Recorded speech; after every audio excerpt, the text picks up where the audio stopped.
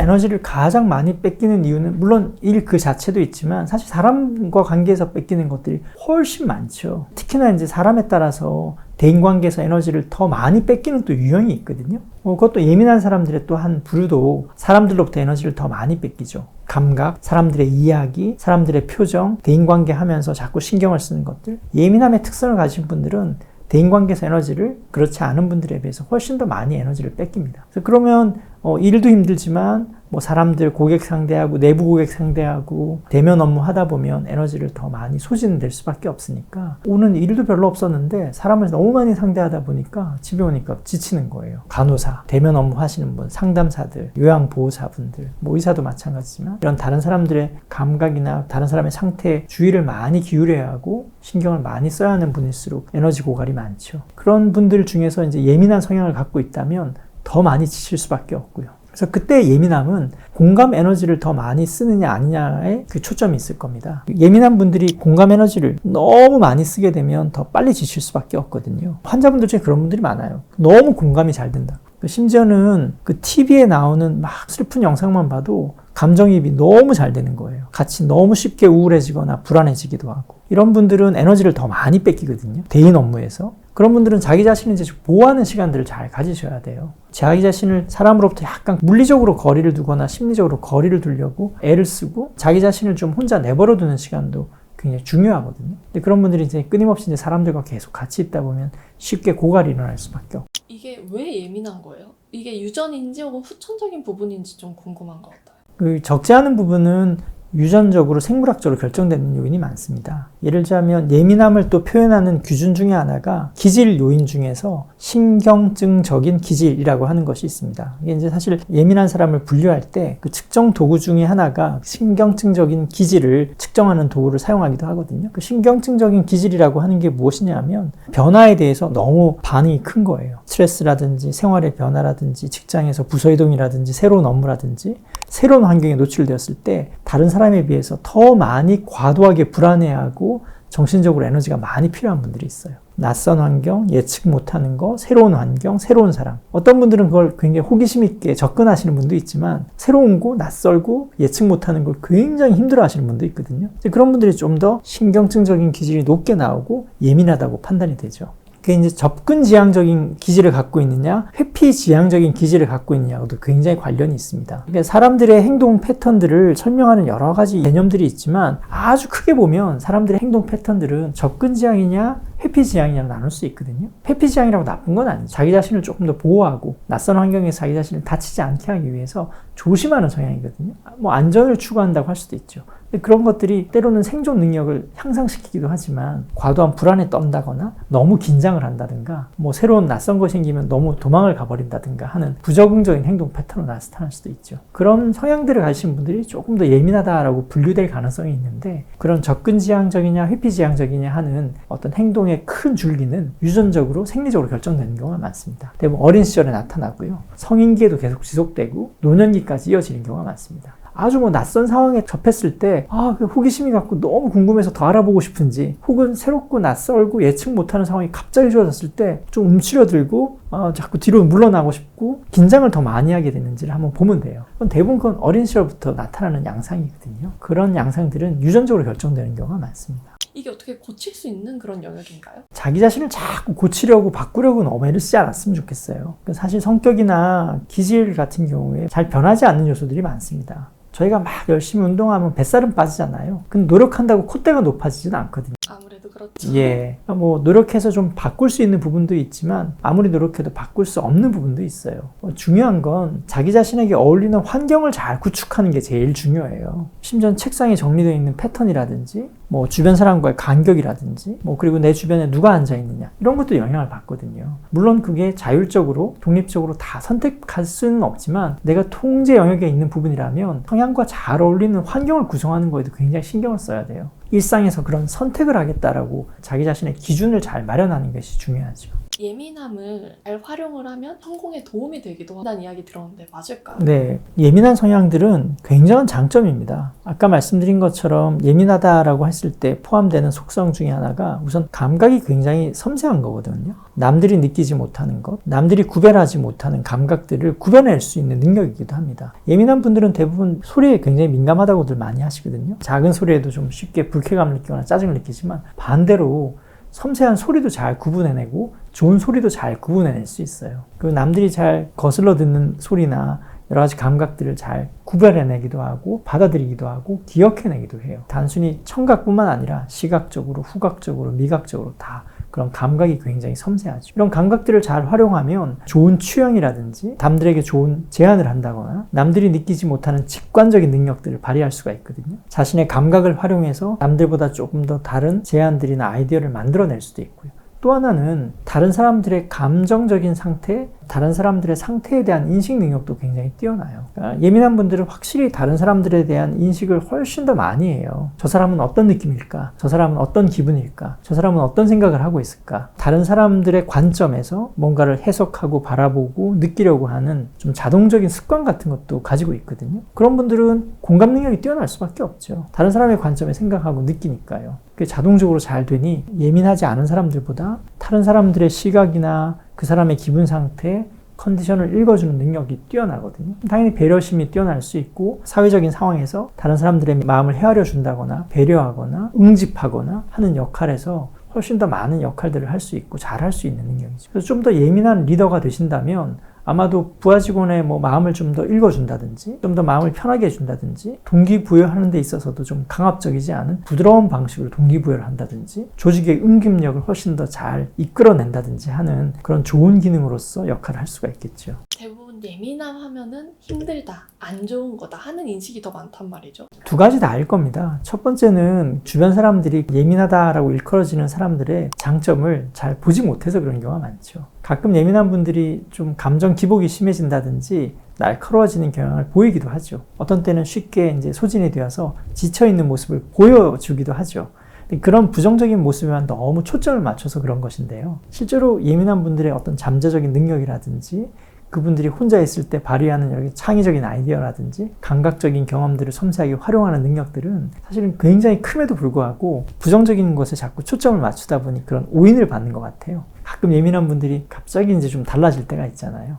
감정적으로라든지 감각적으로라든지 그런 상황들에 너무 초점을 맞춰서 그렇다. 두 번째는 실제로 이제 예민한 분들은 자기 관리를 더 열심히 하셔야 돼요. 둔감하고 무던한 사람보다는 섬세한 자기 자신을 관리하는 기법들을 더 많이 가지고 있어야 돼요. 뭐라고 표현하면 좋을까요? 오프로드를 달리는 자동차도 있지만 굉장히 손이 많이 가는 멋진 자동차도 있잖아요. 각각 역할이 다 다르거든요. 오프로드 자동차라면 거친 길도 그냥 끊임없이 잘 가겠지만 아주 섬세하게 트랙을 달려야만 되는 아주 고기능 자동차라면 관리도 잘해야 되고 나사 하나도 잘 조여줘야 되거든요. 기름칠도 섬세하게 해야 되고요. 자기 마음의 작동법, 자기 컨디션을 조절하는 법들을 잘 관리하고 익히고 있어야 되는데 그런 게 잘 되지 않으면 그 예민함의 장점들을 잘 살리지를 못하게 되죠. 예민한 분들이 심리적으로 어느 정도 거리를 두느냐, 물리적으로 어느 정도 거리를 두느냐, 자기 생활 습관을 어떻게 만들어서 활기를 어떻게 재충전하느냐, 내 일상을 어떻게 구성을 해서 에너지를 뺏기지 않고 집중할 수 있게 만드느냐, 마음 작동법을 스스로 잘 익히고 있어야 되는데 그게 잘 되어 있지 않은 예민한 사람들은 쉽게 에너지 고갈이 일어나고 에너지 고갈된 상태에서 뭘 하려고 그러니까 짜증이 더 많이 나죠. 지쳐있는 상태에서 뭔가를 해야만 한다 압박을 받으니까 불쾌감이 더 많이 따라올 수밖에 없거든요. 자기가 스스로 예민하다라고 느껴지신다면 내 마음 작동법을 내가 잘 익히고 있는가, 내가 내 자신을 좀 관리하는 방법들을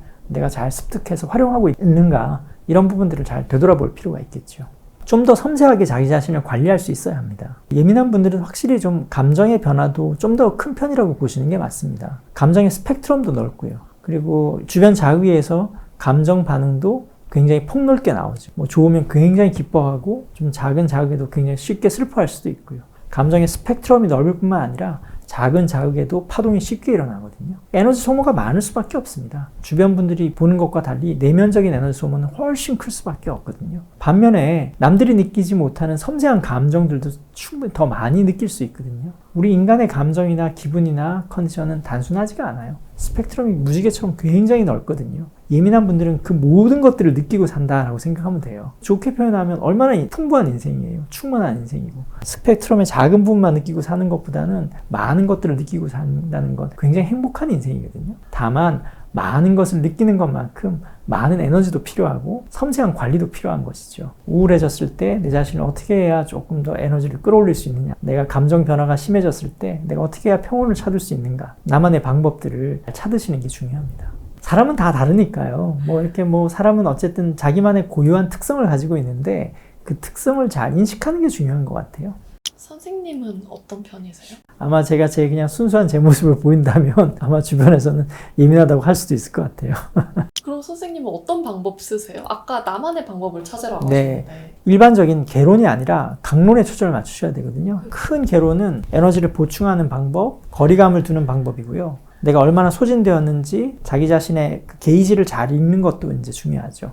내 상태가 어떤지에 대한 알아차림, 그럴 때 어떻게 충전을 해줘야 되는지 나만의 방식들을 찾는 거라고 생각하고, 에너지를 뺏기는 스트레스원으로부터 얼마나 거리를 둘 것인지, 이제 이런 큰 그림들을 가지고 있어야 되는데, 강론은 각자가 이제 개발을 해야 되는데, 저의 비유를 들자면 일과 개인적인 생활 사이에 안전지대를 하나 두는 걸 잘 지킵니다. 이건 저만의 방법이니까 다른 분에게 맞을 수도 있고 안 맞을 수도 있지만 중간지대를 절대 놓치지 않으려고 하거든요. 예를 들자면 저도 이제 하루에 한 10시간씩 스트레이트로 일을 할 때도 있어요. 10시간씩 책상에 그냥 앉아서 화장실 갈 때를 빼고는 계속 일을 할 때도 있는데, 그러고 나면 저녁에 한 7, 8시가 되면 말도 하고 싶지 않거든요. 누가 말 시키면 사실은 좀 불쾌한 느낌이나 짜증부터 날 때도 있고요. 그걸 제가 느끼기 때문에 바로 그 느낌을 가지고 바로 집에 가려고 하지 않아요. 꼭 그런 날은 절대 빠지지 않고 피트니스 센터 가서 30분씩 뛰고, 30분 뛰는 힘이 없으면 스태퍼로 계단을 계속 올라요. 아니면 오르막을 만들어 놓고 계속 걷고요. 좀 에너지가 좀 남아있을 때는 뛰고, 에너지가 빠져있을 때는 경사를 올려서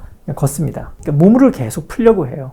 그러고 나면 감정이 좀 순화가 되거든요. 운동하는 기간 동안 나 혼자만 있으니까요. 사실은 대면 자극이 없죠. 그래서 항상 그럴 때마다 또 듣는 음악들이 있어요. 저만의 플레이리스트가 있거든요. 그날 느낌이 좀 다르기 때문에 제 아이폰은 항상 이렇게 제 나름대로의 플레이리스트가 있어요. 그래서 퇴근했을 때 느낌이 굉장히 지쳐 있거나 예민해짐이 극도로 올라 있다라고 느끼면, 특히 이제 그럴 때는 어떤 음악을 듣고 운동을 어떤 방식으로 하고 어느 정도 운동을 하고 샤워를 해야겠다라는 저만의 루틴이 있죠. 예를 들자면 레드 칠리 핫페퍼스의 노래를 들으면서 뛴다거나, 막 예민해지면 모차르트 바이올린 소나타를 듣는다든지, 그러면 좀 경쾌한 느낌이 들거든요. 그러니까 균형을 좀 맞춰야겠다라고 하면 바 클래비어를 들으면 확실히 약간 균형이 맞는 느낌이 들어요. 그러면서 내가 좀 에너지가 없는 상태에서는 아까 말씀드린 것처럼 경사도를 좀 올려가지고 한 4km나 5km 정도의 속도로 맞춰서 걸어요. 조금 에너지가 있는 날은 9km 정도로 맞춰놓고 뛰어요. 한 20분, 30분.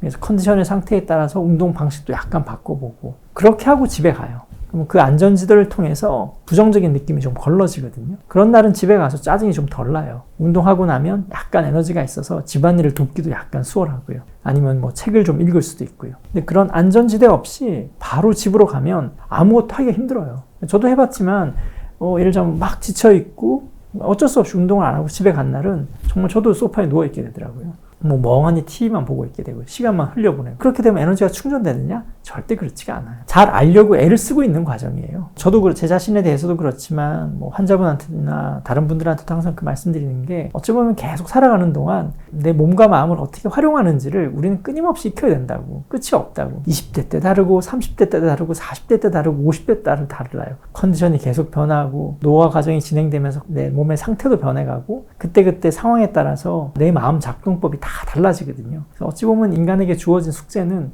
나를 어떻게 활용하는가를 끊임없이 알아가는 과정인 거가 우리에게 주어진 굉장히 큰 숙제 중에 하나라고 저는 생각을 하거든요. 그래서 계속 업데이트해 나가기도 하고, 이게 좀 잘 안 맞다 싶으면 또 다른 방법을 써보고 그 방법을 활용하고, 또 하나의 팁이 뭐냐면, 했을 때 자꾸 자기 자신을 갉아먹는 방법들이 있어요. 자꾸 쉽게 우울증에 빠지거나 예민함의 함정에 빠지시는 분들은 그 잘못된 방식을 자꾸 답습하는 경우가 많아요. 아까 말씀드린 것처럼 술을 포금하면 기분이 더 나빠지거든요. 근데 스트레스 받으면 계속 술을 마셔요. 계속 그냥 알면서도 계속 습관적인 반응에 빠져 있거든요. 스트레스 받고 예민해졌을 때 좀 산책을 하면 좋아진다는 걸 알아요. 근데 피곤하니까 안 해요. 아주 간단한 방법은, 자기가 그걸 했을 때 에너지가 갉아먹고 더 예민해지면 그걸 멈추고 했을 때 도움이 되는 방식이라면 계속 반복하는 거거든요. 자기 자신을 돌아봤을 때 그런 활동을 했을 때 내 컨디션이 되게 좋아졌어 라고 떠올리는 것들은 피곤하면 피곤할수록 예민하면 예민할수록 좀 더 많이 하면 되고요.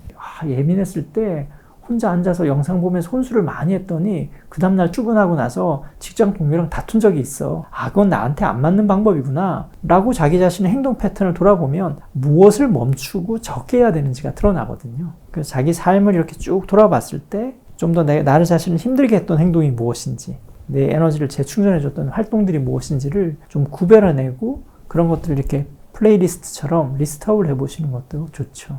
내가 뭘 얘기를 하면은 그걸 예민하다고 그냥 얘기를 해버리는 이런 한국 문화 때문이다. 이런 부분에 대해서는 어떻게 생각하세요? 예민한 특성을 가진 사람들의 장점을 너무 좀 간과하거나 표면적인 반응만 가지고 사람을 쉽게 재단해버리는 습관 때문에 좀 그런 거라고 생각하거든요. 사회가 사실은 좀 더 행복해지기 위해서는 어쨌든 사람들이 굉장히 다양한 모습을 가지고 있다는 걸 인정해주는 사회가 중요하다고 생각을 하는데요. 우리가 너무 사람을 쉽게 어떤 특성으로, 예를 들자면 뭐 MBTI라든지 어떤 특성으로 이름표를 붙여서 딱지를 붙이는 것, 이름표를 붙이는 것, 이런 습관들이 사실은 인간의 행복이라든지 사회 전체의 만족도에 부정적인 영향을 미친단 말이에요. 어쨌든 사람은 단순한 존재가 아니거든요. 굉장히 복합적인 존재랍니다. 예를 들자면 감각적으로는 좀 예민하지만 자기의 목표를 향해서는 굉장히 열성적으로 뛰어갈 수도 있고, 또 어떤 때는 굉장히 섬세하지만 어떤 때는 또 굉장히 둔감한 모습으로 살아갈 때도 있단 말이에요. 사람은 단 한 가지의 단순한 이름으로 규정할 수가 없거든요. 그런데 넌 예민한 사람이야.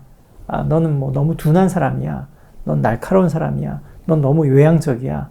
넌 너무 감각적이야. 넌 너무 감정적이야. 이런 식으로 사람에 대해서 규정을 하게 되면 알게 모르게 나는 계속 그 사람을 그런 식으로 판단하게 될 겁니다. 더 문제는 뭐냐면 그 이야기를 들은 사람이 마치 그런 것처럼 계속 그런 행동만 답습하게 돼요. 나란 사람은 어쨌든 굉장히 복합적인 존재고 다양한 잠재력이 있는 사람인데 난 예민하다라는 인식을 계속 고정이 되어 있으면 계속 그런 틀에서만 자기 자신을 바라보고 알게 모르게 그런 틀에서 행동하게 되거든요. 뭐 다양한 양식이 아니라. 유연성이 떨어지게 되죠. 내 자신의 모습을 보고 성격을 판단할 수도 있지만 그렇게 판단된 성격에 따라서 내 자신을 그렇게 규정하고 그렇게 행동하고 그렇게 설명하기도 하는 역작용이 일어나기도 하는 거예요. 성격이라는 것이 때로는 내향적인 모습을 보이기도 하지만 어떤 때는 외향적이기도 하고 그 비율이 사람마다 다 다르단 말이에요. 극단적인 외향형도 있지만 뭐 내향형과 외향형이 적당히 섞여 있는 분도 있고 굉장히 내향형인 사람도 있다. 나는 내향형이다라는 뭉뚱그려서 표현을 하게 되면 내 안에 마치 내향형만 있는 것처럼 인식을 하게 되고 그렇게 행동하거나 그렇게 인식될 수 있는데 사람은 그렇게 규정될 수는 없거든요. 뭐 나쁜 습관이죠, 사실은. 어떤 사람을 이름표를 붙여서 뭐 너는 누구야, 넌 어떤 특성이야, 뭐 넌 어떤 기질을 가지고 있어. 너무 단순화해서 이름표를 붙이는 건 자기 자신이 사람을 보는 것에도 오류가 생길 수 있고 그 이야기를 들은 다른 사람의 어떤 인생의 관점이라든지 행동 양식도 영향을 주게 되니까 그런 식의 언어 습관들은 사실은 좋지는 않죠. 저희가 사람을 보는 방식도 여러 가지로 좀 다양성이라는 관점에서 봤으면 좋겠어요. 사람들은 다 각자의 우주가 있으니까 다 다르거든요. 같은 사람이 없잖아요. 너무 단순하게 사람을 해석하거나 어떤 특성으로만 사람을 바라보고 판단하려는 습관이 있다면 그것도 좀 조심하고 지양해야 되겠죠.